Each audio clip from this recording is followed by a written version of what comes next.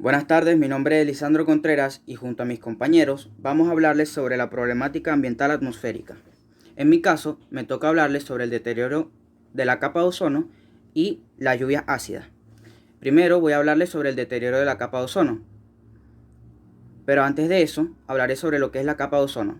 La capa de ozono es una capa protectora que se encuentra en la estratosfera, que se encarga de filtrar la radiación solar y protegernos de los rayos ultravioleta, garantizando la vida en la Tierra. Vamos con el deterioro de la capa de ozono. Primero explicaré el proceso por el que sucede esto. La molécula O3, que es el ozono, se rompe y por absorción de la luz solar, disociándose en O2 y en O, dióxido de oxígeno. Y este proceso se le conoce como fotólisis, que significa rotura o lisis de lo que es la molécula por acción de la luz solar. Ahora pasemos a las causas. Como podemos ver en la diapositiva, una de las principales causas son este producto químico llamado clorofluorocarbono o CFC, que son utilizados en refrigerantes y son impulsores de los aerosoles. Estos, al ser liberados a la atmósfera, los productos químicos se descomponen por acción de la luz solar, formándose átomos de cloro. Estos átomos de cloro reaccionan con el oxígeno del ozono, rompiendo la molécula y formando monóxido de cloro, perjudicando y deteriorando la capa de ozono. Pero no solamente este producto es el encargado de hacer esto, también el bromuro y el, el, el óxido de nitrógeno,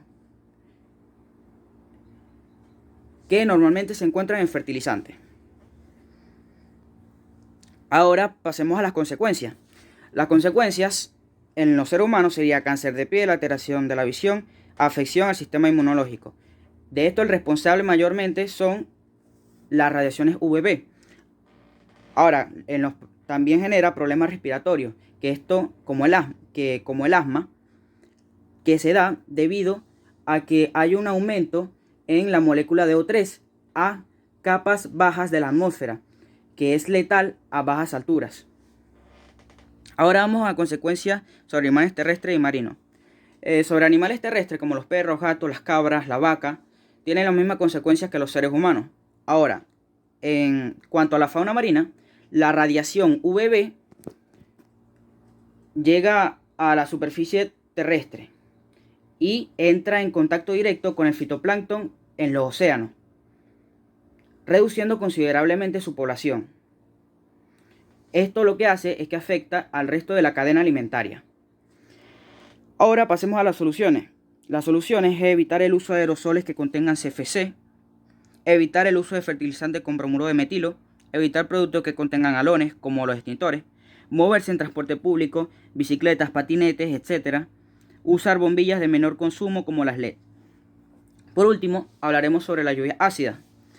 Las lluvias ácidas son precipitaciones en la atmósfera de las emisiones industriales de contaminantes ácidos.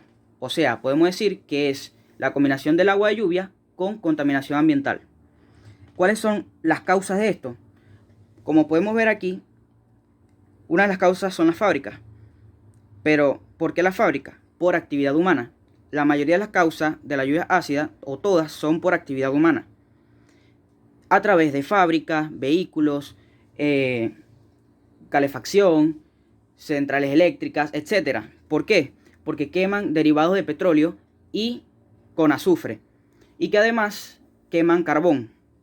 Ahora, al combinarse con la humedad ambiental, ahora vamos con las consecuencias. Esta, al combinarse con la humedad ambiental, lo que genera es que lluvia ácida. Estas sustancias generan lluvia ácida que caen sobre tierras, bosques, aguas y edificios, dañándolos debido a su acidez. Y podemos decir que esto hace que las lluvias ácidas contribuyen al deterioro ambiental. Por último, hablaré de las soluciones. Serían reducir al máximo los niveles de azufre y nitrógeno en las emisiones de las fábricas, calefacciones y vehículos, impulsar el uso de vehículos privados, mercantiles, de los gobiernos y de transporte público con sistemas de gas natural y eléctricas, reducir el uso de la electricidad en el hogar, añadir compuestos alcalinos en estanques, lagos y ríos para equilibrar el pH y por último, plantar árboles. Muchas gracias por su atención y disculpen por la simpleza de la presentación, pero me fue suficiente para acompañar mi exposición. Muchas gracias. Muy buenas tardes, mi nombre es Jesús Medina y hoy les voy a hablar sobre el marco legal y los acuerdos nacionales e internacionales del deterioro de la capa de ozono. Convenio de Viena para la protección de la capa de ozono. Este convenio fue adoptado en 1985, establece medidas para eliminar gradualmente a las sustancias agotadoras de ozono. Fue el primer paso para abordar el agujero en la capa de ozono causado por gases utilizados en aerosoles y por aparatos de refrigeración. La comunidad internacional se comprometió a trabajar juntos para proteger y regenerar la capa de ozono. Hablaremos de otro protocolo llamado Protocolo de Montreal. Firmado en 1987, este acuerdo tiene como objetivo combatir el agotamiento de la capa de ozono. Bajo este protocolo, los gobiernos, científicos e industrias se comprometieron a eliminar el 99% de las sustancias que reducen la capa de ozono. Gracias a este protocolo, la capa de ozono se está recuperando y se espera que vuelva a los valores anteriores de 1980 para mediados de este siglo. Ahora hablaré sobre la enmienda de Kigali al Protocolo de Montreal. Esta enmienda permite a la comunidad internacional encontrar alternativas a los refrigerantes que contribuyen al calentamiento global. Si se aplica en su totalidad, puede evitar un calentamiento adicional de 0.4 grados centígrados del planeta. Ahora, como último, hablaré sobre el acuerdo de Viernes Santo, que fue en 1998. Aunque este directamente no está relacionado ni con las lluvias ácidas o con la capa de ozono, este acuerdo contribuyó a poner fin al conflicto en Irlanda del Norte. La comunidad internacional ha trabajado arduamente para abordar estos problemas y seguirá haciéndolo en el futuro. Buenas tardes, mi nombre es Nima Barbuena, número de expediente 233-00073-V. El efecto invernadero. El efecto invernadero se le conoce como un fenómeno natural en el cual se producen ciertos gases en la atmósfera que atrapan el calor del sol y lo retienen cerca de la superficie de la Tierra. Esto permitiendo que se vea envuelta en una manta capaz de mantener el planeta bajo temperaturas cálidas que son esenciales para la vida cotidiana. Estos gases ocurren de forma natural y a su vez forman parte de la composición de nuestra atmósfera, misma razón por la que el planeta se le es mencionado como ricitos de oro. Las temperaturas de estos gases albergan alrededor de 15 grados centígrados. Descripción del problema. Como se mencionó anteriormente, el efecto invernadero proporciona que el planeta se mantenga bajo temperaturas adecuadas. No obstante, el problema sucede al momento que tanto los gases de efecto invernadero como la cantidad de energía no liberada incrementan. Ahora bien, de acuerdo a un testimonio de la comunidad científica, el efecto invernadero sucede debido a la actividad del ser humano con la emisión de diversos gases, como el dióxido de carbono y el metano. Esta es la causa principal del cambio climático. Ahora bien, gases contaminantes. Existen distintos tipos de gases de efecto invernadero y su contribución al calentamiento global puede variar. Los gases fluorados son del tipo con mayor potencial, ya que se utilizan con frecuencia como sustitutos de las sustancias que agotan la capa de ozono, que a su vez son químicos artificiales que, una vez emitidos, llegan a la atmósfera y destruyen la capa protectora de ozono. De igual manera, albergan diferentes gases que influyen de forma negativa a la atmósfera, como pueden ser dióxido de carbono, metano, óxidos de nitrógeno, clorofluorocarbonos, hidrofluorocarbonos, perfluorocarbonos y hexafluoruro de azufre. Causas, consecuencias y soluciones. Enfatizando en lo que son las causas del efecto invernadero, estas se deben al consumo de energía no renovable, la destrucción de los ecosistemas, el transporte y la combustión fósil con las emisiones de CO2 provocadas por el uso del petróleo, el carbón y el gas natural. Ahora bien, el efecto invernadero puede propagarse a raíz de múltiples causantes, como pueden ser el aumento de la temperatura global, deshielo de los polos y aumentos del nivel del mar, pérdida de biodiversidad, alteraciones de los patrones de lluvias, amenazas para la agricultura o el impacto en la salud humana. Cada uno de estos motivos ocasiona severos problemas, tanto para el ambiente como para las personas, y por ende es crucial tomar medidas urgentes para reducir las emisiones de gases de efecto invernadero para mitigar sus impactos. La manera más eficiente de disminuir los daños de los gases puede ser mediante la reducción de las emisiones de gases de efecto invernadero, el uso de energías renovables, acciones a nivel individual, la protección de los sumideros de carbono, promoción de la agricultura sostenible, inversión en tecnologías limpias o la sensibilización y concientización ante el prójimo. Ahora, lo que es el calentamiento global. Este resulta del aumento del efecto invernadero. Es un proceso en el que la radiación térmica emitida por la Tierra queda atrapada en la atmósfera debido a los gases con dicho efecto. Esto a su vez provoca cambios climáticos extremos, como olas de calor, sequías, inundaciones y derretimiento de los casquetes polares. Descripción del problema.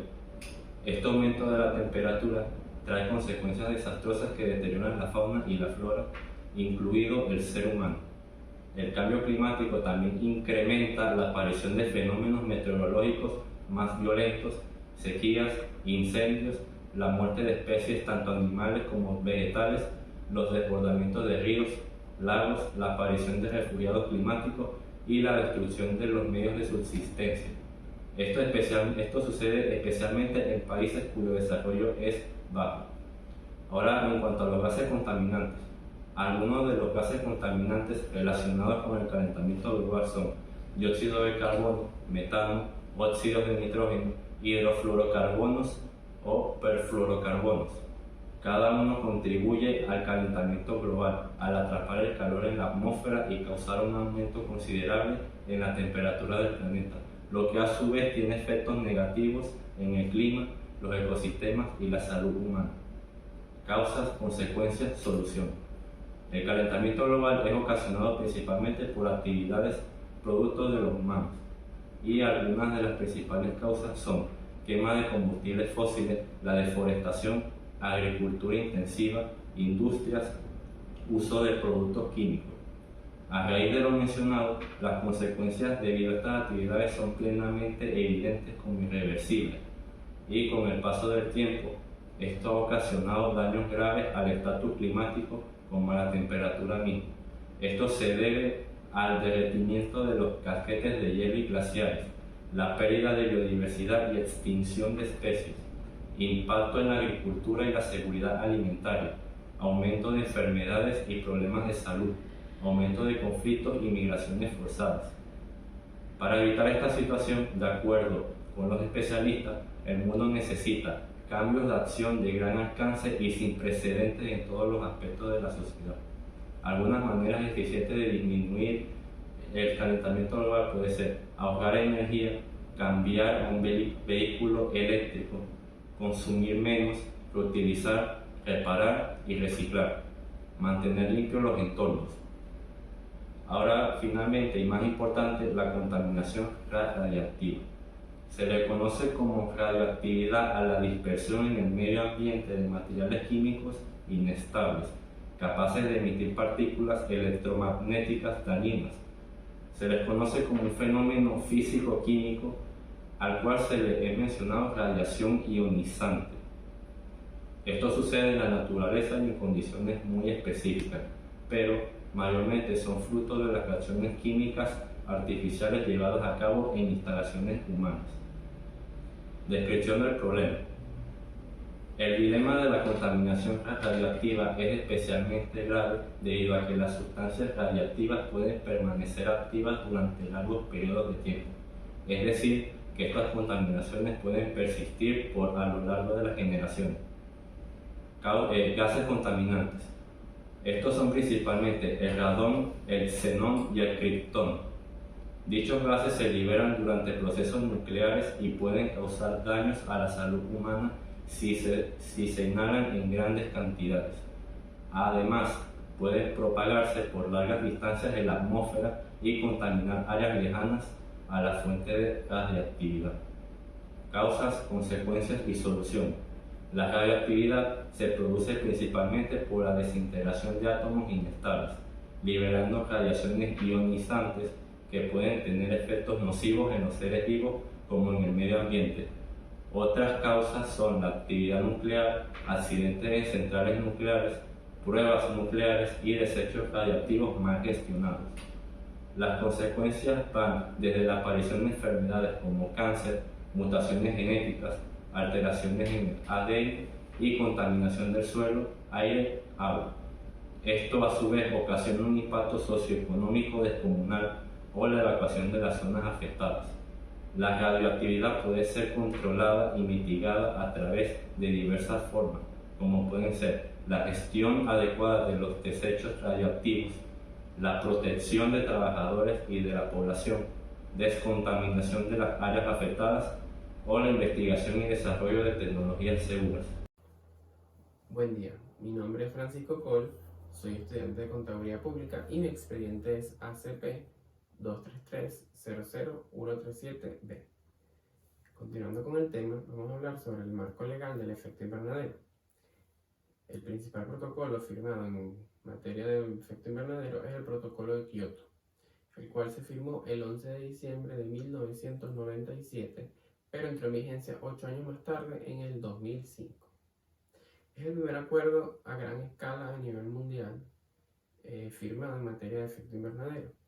Fue firmado y ratificado por la mayoría de los países, como podemos ver en el mapa, a excepción de Estados Unidos y Canadá. Su principal objetivo es el de ir reduciendo la emisión de los gases de efecto invernadero, especialmente en los países más industrializados, que son los que contaminan más. Adicionalmente a esto, con el objetivo de supervisar y de promover nuevos acuerdos, se creó la Convención Marco de las Naciones Unidas sobre el Cambio Climático. Bien, continuemos ahora con el marco legal de la contaminación radioactiva. Existen diversos convenios en materia de seguridad nuclear, pero los principales fueron el de 1986, que se ratificó poco después del accidente nuclear de Chernóbil, y más reciente aún el de 1994.